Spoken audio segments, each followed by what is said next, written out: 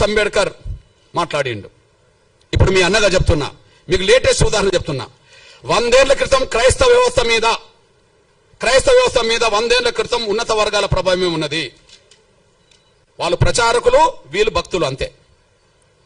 వాళ్ళు ప్రచారకులు, వీళ్ళు భక్తులు. ఇప్పటికీ 100 ఏళ్ల తర్వాత చరిత్ర చెప్తున్నా నేను. పేర్లు 100 ఏళ్ల తర్వాత చరిత్ర చెప్తున్నా, వాళ్ళ పేర్లు. ఇప్పుడు చూడండి, చౌత ఈ తెలుగు నేలను క్రైస్తవ మత ప్రచారాన్ని 99% ప్రభావితం చేసే పెద్ద పెద్ద ఫాదర్ల పేరు, పాస్టర్ల పేరు, బ్రదర్స్ పేరు మీకు చదివి వినిపిస్తా. ఇలా ఒక్క దళితుడి పేరు చెప్తే నేను 100 ఏళ్ల క్రితం 4 పేరు చెప్పాను. 100 ఏళ్ల తర్వాత 10 మంది పేరు చెప్తా. ఒక్కసారి ఆ 10 మంది పేర్లు వినండి. బ్రదర్ అనిల్ కుమార్, వైఎస్ రాజశేఖర్ గారు అల్లుడు. బ్రదర్ అనిల్ కుమార్, వైఎస్ రాజశేఖర్ గారు అల్లుడు. చాలా గొప్ప ప్రచారకుడు, బ్రాహ్మణ్. ఓకే, ఆయన పెద్ద ప్రచారకుడు అని చెప్పి మా బ్యాచ్, ఆయన గొప్పోడు, గొప్ప ప్రచారకుడు అని చెప్పి వీళ్ళు వెళ్తారు. అక్కడ దాకా ఎదగరు వీళ్ళు, కానీ ఎక్కడికి వెళ్తారు? ప్రచారకుడు ఎవరు? అనిల్. ఇప్పుడు మీరు చూడండి, ఒకే చోట ఉండి 100ల చోట్ల వీడియో, అది కెమెరాలు పెడతారు. ఏంటిది అది? డిజిటల్ సంబంధించిన పెట్టి లక్షల మందిని ప్రభావితం చేసే బ్రదర్ సతీష్ కుమార్, లక్షల మందిని ప్రభావితం చేసే బ్రదర్ సతీష్ కుమార్, ఓసీ కాపు. ఓకే, ఓసీ కాపు. బ్రదర్ కేఏ పాల్, ప్రపంచ సువార్థికుడే, మనందరూ తెలుసు. ఇక్కడ నుంచి ప్రపంచ దేశాలకు ప్రభావితం చేసే వ్యక్తి, Kapu. Okay, brother John Wesley, brother రాజమండ్రికి చెందిన జాన్ వెస్లీ, ఇతను మన మంగళి సోదరుడు, చాలా ప్రభావితం చేస్తున్నాడు, BC. Vijay Paul Reddy, brother Vijay Paul Reddy, చాలా ప్రభావితం చేస్తున్నాడు. Jayaprakash Paul, Brahmana. Jayaprakash Paul, Brahmana. Shyam Kishore, pastor Shyam Kishore, OC Kamma. Okay, OC Kamma. Stephen Paul, pastor PJ Stephen Paul, OC, Brahmana. Hosanna ministries John Wesley, Kapu. Pastor Shalem Raj, BC. Pasam Shalim Raj, BC. మా దళితుడు ఎక్కడున్నాడో నాకు అర్థమవుతలేడు. వీళ్ళు ఈ తెలుగు నేల మీద క్రైస్తవ మత ప్రచారకులుగా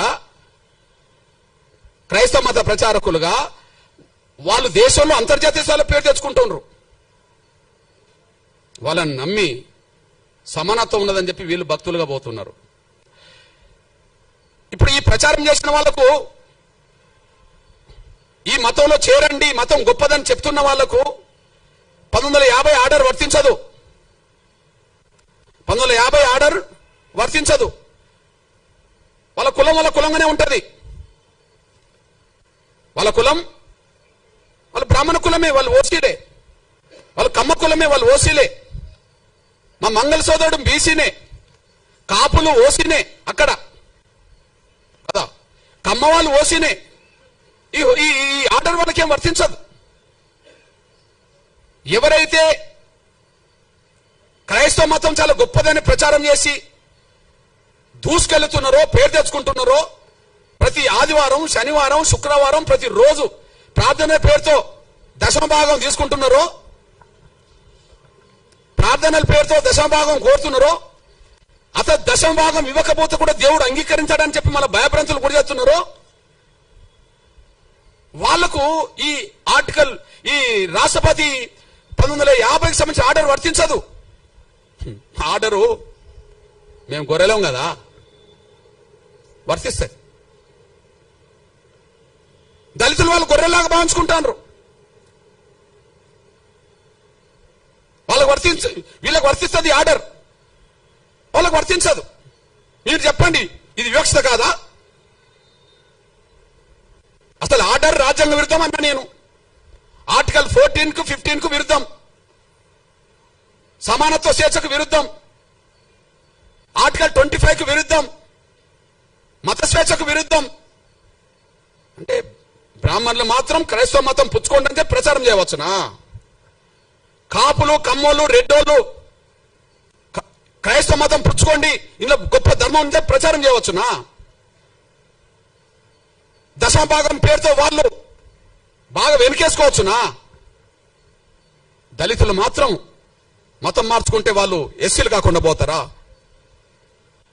బ్రాహ్మణులు అయినప్పుడు, క్రైస్తవ మతం పుచ్చుకున్న వాళ్ళు బ్రాహ్మణులుగానే ఉన్నప్పుడు వాళ్ళు ఓసీలు అయినప్పుడు, క్రైస్తవ మతం పుచ్చుకున్న వాళ్ళు కమ్మోళ్ళు అయినప్పుడు వాళ్ళు ఓసీలు అయినప్పుడు, కాపులు ఓసీలు అయినప్పుడు, ఓసీలు ఉన్నప్పుడు,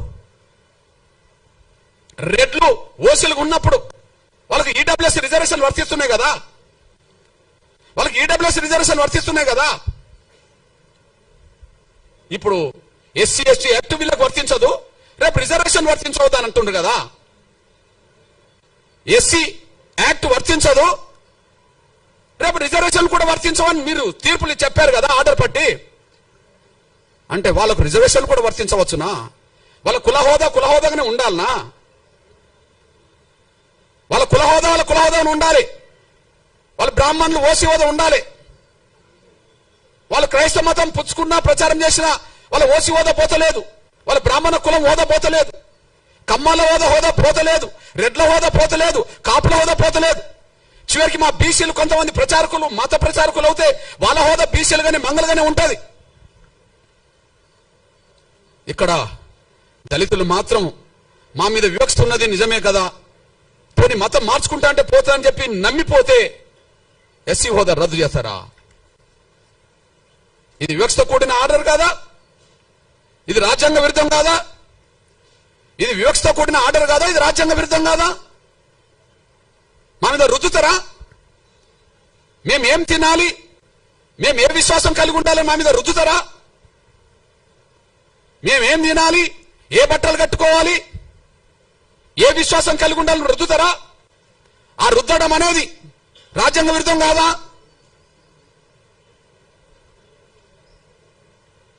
మత స్వేచ్ఛ లేదని, ఎవరు కూడా హిందూ ధర్మంలోనే ఉండాలని, కుల వ్యవస్థ రద్దు